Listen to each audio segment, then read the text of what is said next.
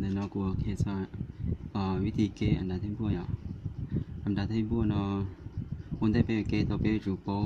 ซอสู้หนึ่งเอ็นเนาะเลยเดี๋ยวโพสทั่วไปเนี่ยเนาะเท่ากับ1บวกให้ n ลบ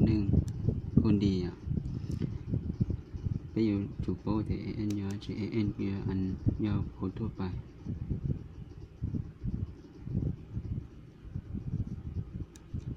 ดีเจย่อโพสย่อตัวทวีบวก nj เท่ากับ e o เปหมุดซอส่งไขต่อจะสู้เจมุดต้นต่อน้องแต่ชีเดือตัวผู้ทั่วไปนอนเหลือโชว์เลยก็สามารถนำไซน์ยินนาตัว n เท่ากับ ak บวกให้ n ลบ k คูณ d นึกให้คือรู้สู้ไอ้ส่วนนอที่แต่ชีรู้สู้นอเจหนึ่งชัวโปอีมัว k ซึ่งสมมติเพจเทน e k เท่า e เจโตให้คืออย่างนอให้คือเจเพื่อนเจส่วนนอ1 j n ลบ1คูณ d นั่นเจ k เจบวกให้ n ลบ k คูณ d ตัวเพจโปจะนอจะเพจสิมุนกาตัวอย่าง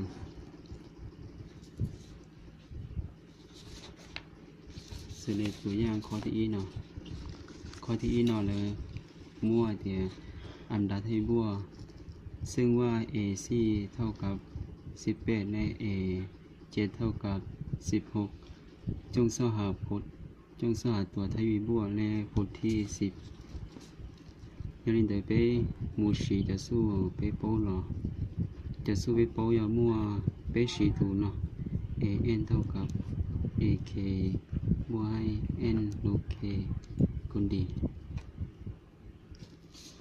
เป็นเฉดน้อยได้อันใดตัวทวีบัวก็ยาตัวดียันเดินไปแทน a7 เท่ากับ ac บวกให้7ลบ4คูณ d a7 ไปด้วยโป้เดียเท่ากุดโจ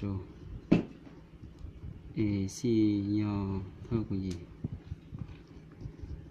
ชาลบโลจุเปดี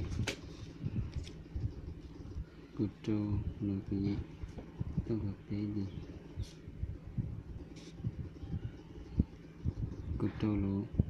กุยี่จุโลอเท่ากับเปดีตอนโตดีเท่ากับลบ2ส่วน3ตัวเป็ดตัวดีนี่นอจะเป็นองค์เทียตัวขอนอจะย่อเป็ดจะโชว์ที่เอโก้ผู้ที่สี่จะเอโก้เป็ดเราใช้สีลุ่มสู้น้อหรอตัวเป็ดสีสู้เอโก้เท่ากับเป็ดสีตัวน้อเราป้าเอชาบัวโตโก้โลโดชาคุณโดดีเอชาที่ยอกุโตบัวโตโก้โลชาถูเปดีจีเท่าโลออส่วนเปเอกุโตโลโตอเอโก้เท่ากับกุโตโลโตอจีจูกุโตเดี๋ยวเราจะมั่วนะสิยันนี่เดี๋ยวไปชิมดูตัวอย่างที่อใช้อยู่ตรงจ้ะดูเราตัวอย่างที่เลยไอเดียให้อันดับให้บัวซึ่ง a5 เท่ากับ20และ a7 บวกให้ a8 เท่ากับ320จงสหา d และ a15 d ก็คือยอดตัวอันดับตัวทวีบัว a15 จะโพที่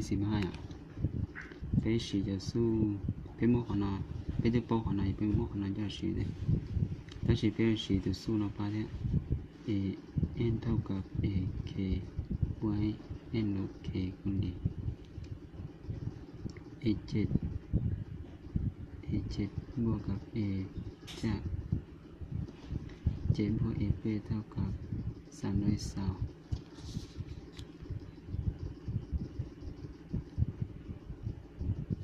7 nếu bộ ế chế đô ế chế bùa trâu xa lô chế con đi bùa trâu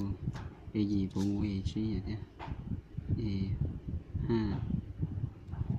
bùa 2ế lô 5 con điเท่ากับ320vì để biết tiếp bố từ E2 nó biết sự E2 cho nó ba E chi mua đồ xa lũ chi cho O đi mua đồ E chi mua đồ gì lũ chi cho B đi ท่ากับ B บวก1ก็ E chi บวก E chi ได้2เท่าของ E chi mua đồ O đi mua B đi chi điเท่ากับ B บวก1ก็ B ที่โปรตีเอชียอ1個แทนตัวโมดูจีดีเท่ากับ B บวก1個จีดี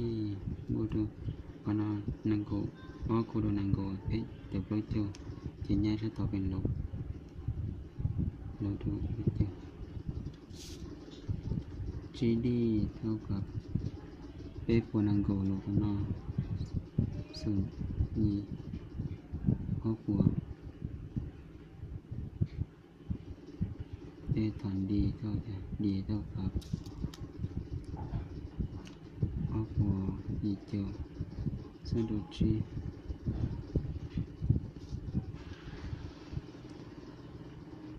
เท่ากับ56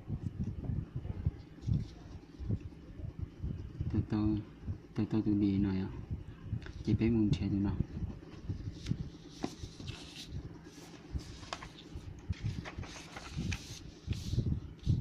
เป็นเฉียดตัวA15เท่าไหร่เป็นราคาสีลูกสู้เดี๋ยวนะว่าลูกสู้น่าสีตอนเราอยากกัน A15 เท่ากับ A5 บวกให้15ลบ5คูณดี A15 ย่อ1ก็ดูชีลบดูชีจุดก็คูณดีดีย่อจีจุดต่อ1ก็บวกต่อจีบวกต่อจุดจีบวกอีกต่อไปที่ทำตัวดี